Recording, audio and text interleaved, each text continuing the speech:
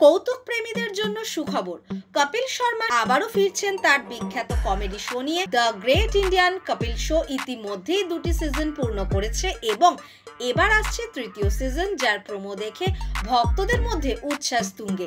তবে সবচেয়ে বড় চমক, এইবার শোতে বিচারকের আসনে থাকছেন নভজোত সিং সিধু।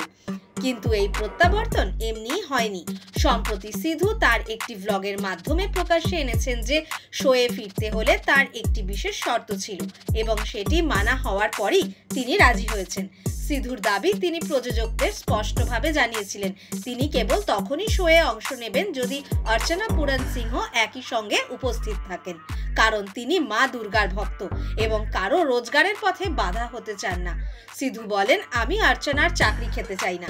আমি নির্মাতাদের অনুরোধ করেছিলাম যেন ওকেও শোয়ে রাখা হয়। এখন আমরা দুজন একসঙ্গে কাজ করব। তিনি আরো জানান, আমি আমার স্ত্রীর সঙ্গে আবার শোয়ে ফিরলাম জনতার চাহিদায়।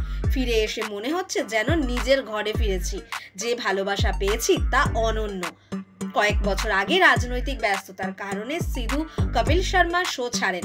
সেই সময় থেকে অর্চনা পুরন সিং বিচারকের দায়িত্বে ছিলেন।